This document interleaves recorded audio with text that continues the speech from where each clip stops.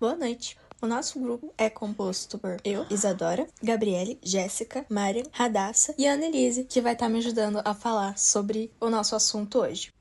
O assunto em questão é a formação do sistema respiratório. Pensa comigo, respirar é tão automático que a gente nem percebe, mas até chegar nesse ponto, os pulmões tiveram um trabalhão para se formar. Eles não aparecem prontos nos filhotes. Tudo rola em fases, uma atrás da outra, sendo elas embrionária, pseudoglandular, canalicular, sacular e alveolar. Bora ver o que acontece em cada uma?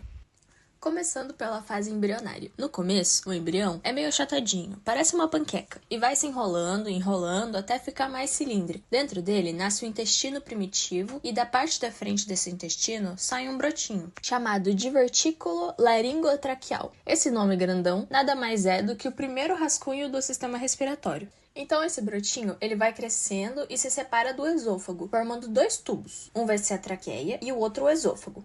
Então, a ponta da traqueia se divide em duas partes, os brotos brônquicos primários, que mais tarde viram dois pulmões. Mas não para aí. Esses galinhos, entre aspas, começam a se ramificar igual uma árvore. Primeiro formam os brônquios secundários, 2 no lado esquerdo e 3 no direito, que correspondem aos lobos dos pulmões, e depois os terciários, que vão dividir os pulmões em pedaços menores, chamados segmentos. Enquanto a parte de baixo ainda está se ramificando, a parte de cima também se desenvolve. O nariz começa a se formar com os placóides olfativos que vão afundando até virarem fossas nasais primitivas. Mais pra frente, elas se conectam com a nasofaringe e pronto, temos a cavidade nasal definitiva. Nesse ponto, a laringe também aparece. No começo, ela é só uma fenda, mas depois ganha o formato em T e vai criando as cartilagens. A epiglote, que é aquela pontinha que fecha quando a gente engole, vem dos arcos faríngeos. O tecido da laringe até fecha o canal por um tempo, mas depois abre de novo. E é aí que surgem as pregas vocais. Então, para fechar essa fase, aparecem as pleuras, uma que vai colar no pulmão e a outra que forra a parede do tórax. No final dessa etapa, já temos o esqueleto do sistema respiratório pronto: traqueia, brônquios, lobos pulmonares, laringe, nariz e pleuras. Com isso, toda a fase embrionária se completa e logo em seguida começa a fase pseudoglandular. Durante essa fase, os pulmões parecem uma glândula, por isso o nome. É quando os brônquios terciários começam a se ramificar sem parar, formando as primeiras gerações da árvore respiratória. O tecido ao redor também trabalha. Surgem as artérias, a cartilagem que dá sustentação para os brônquios e até o músculo liso. No entanto, ainda não existe parte do pulmão que faça a troca gasosa. Então, se um filhote nascer nessa fase, ele não vai conseguir respirar. Boa noite, meu nome é Elise e eu vou falar das últimas 3 fases da formação do sistema respiratório. Começando pela fase canalicular, onde as coisas começam a ficar interessantes. Os brônquios terminais se alongam e formam os ácinos, que são como conjuntos que futuramente viram ductos alveolares. O tecido ao redor enche de capilares que vão formar a rede de vasos sanguíneos, que um dia vai trocar oxigênio e gás carbônico. Também é aqui que aparecem os pneumócitos tipo 2, que guardam o famoso surfactante, uma substância que impede os alvéolos de colarem uns nos outros. E alguns começam a virar pneumócitos tipo 1, que são as células que realmente formam as paredes dos alvéolos. Se o animal nascer nessa fase, ele pode até dar uma respiradinha, mas só com muita ajuda, porque a área de troca de gases ainda é pequena e falta surfactante.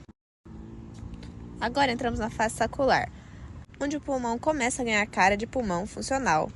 As vias aéreas terminais viram um saquinho chamados sacos terminais. São como pré-alvéolos.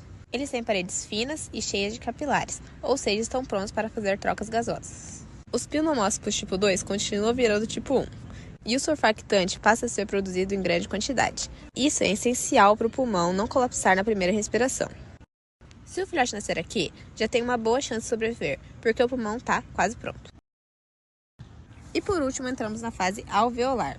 Essa é a fase que continua até depois do nascimento. Os alvéolos vão se multiplicando, ficando mais maduros e aumentando muito a área de troca gasosa. Na barriga da mãe, o pulmão ainda não funciona para respirar. Ele fica cheio de líquido e quem faz a troca gasosa é a placenta. Mas aí vem um momento épico, o nascimento. Na primeira expiração, o líquido sai, os alvéolos se expandem e a respiração começa de verdade. O surfactante entra em ação reduzindo a tensão superficial, como se fosse um detergente natural que evita que os alvéolos grudem e fechem.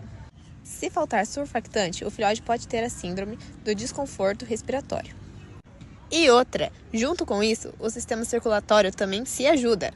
O forame naval e o ducto arterioso se fecham, redirecionando o sangue para os pulmões. Então, para concluir, resumidamente, o sistema respiratório é construído passo a passo, como se fosse uma obra em fases. Vai do brotinho inicial, passando pelas ramificações, depois surgem os saquinhos, os alvéolos e só no final, no nascimento, é que tudo entra em funcionamento. E agora que a gente já terminou o nosso assunto principal, eu vou estar complementando aqui com 2 curiosidades muito interessantes sobre esse assunto também. Durante a vida fetal, o tecido pulmonar é preenchido por um fluido secretado pelas células epiteliais pulmonares e glândulas da mucosa. Esse fluido estimula a expansão contínua do tecido alveolar, quando está em quantidades adequadas, é claro. Mas quando há produção insuficiente desse fluido, pode ser que o animal acabe nascendo com hipoplasia pulmonar. Outra curiosidade é, as aves, diferentemente dos mamíferos, desenvolvem sacos aéreos no interior do corpo. Nas galinhas, esses sacos aéreos começam a surgir no 5º dia de incubação e antes da eclosão já estão bem formados. Então esse foi o nosso trabalho. Esperamos que nossa explicação tenha te ajudado a entender melhor sobre esse sistema. A seguir, eu vou deixar as fontes da nossa pesquisa. A gente usou 4 vídeos no YouTube, que vão aparecer aqui na tela e vão ficar por um tempinho para caso alguém queira tirar alguma foto para estudar sobre isso depois.